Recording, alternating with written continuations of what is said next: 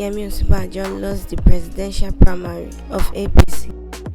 Against the backdrop of so many factors that were just not in his favor, Vice President Yemi Osinbajo lost at the 2022 presidential primary of the All Progressive Congress (APC), having polled 235 votes. Osinbajo lost to his benefactor and national leader of the APC, Asiwaju Bola Tinubu, who scored 1,271 votes to emerge as the APC flag bearer for the 2023 presidential election. Prior to the primary, analysts have predicted that Osinbajo may sustain bruises, obviously, for challenging his leader and benefactor, an unarguably Nigerian political enigma and leading presidential aspirant to a political duel.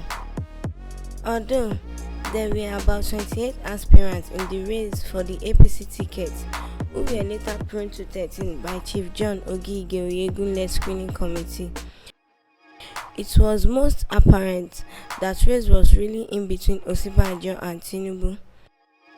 Having mustered all his strength at the primary, that was considerably adjudged free and fair, there were a number of factors that precipitated Osinbajo's loss. 1. Inaction and unpronounced support of Buhari. While it is an open secret that Osinbajo is riding on influence of his superior, President Muhammadu Buhari, to clinch the party's ticket, this was not reciprocated, not even in the president's body's language. This was not far-fetched, as Buhari is known for being hesitant and indecisive at critical times when the party needs to be more proactive. This was evident in how Buhari managed the issue of the APC flag bearer until the eve of the primary. This obviously rubbed off on Osinbajo because the vice president was expectedly banking on the support of his principal to secure victory at the primary. Unfortunately, Buhari was neither here nor there, which apparently left Osinbajo hanging and seemingly helpless in the middle of all the intrigues at the ruling party's keenly contested primary. 2. Failure of consensus plot. Following Buhari's period of silence on Osinbajo's candidacy, the idea of his consensus candidate, which would have strengthened the VP's ambition, was cut short. All efforts by the leadership of the APC to broker truce on a consensus candidate for the party had hit a brick wall.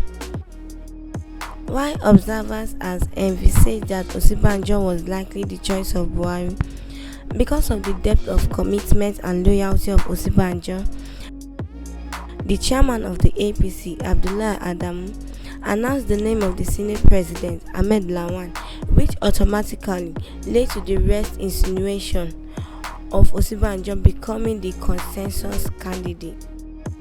Although the progressive governors, particularly the Solomon Lalong-led Northern Governors Forum, had prevailed on Buhari to cede power to South, their body language suggested that Osinbajo was possibly the choice of the forum. Tinubu's firm grip of Southwest. Aside from the Osinbajo support organization and movement in the region, Osinbajo in the real sense do not have the grip and political machinery and support base that are sophisticated enough to wrestle power from Tinubu and beat the former governor of the ticket of the APC in Southwest.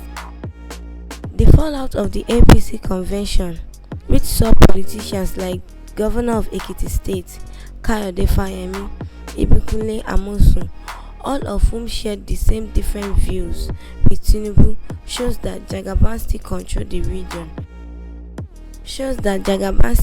the region, as against insinuation that he only enjoys the support of the Osun and Lagos state governors.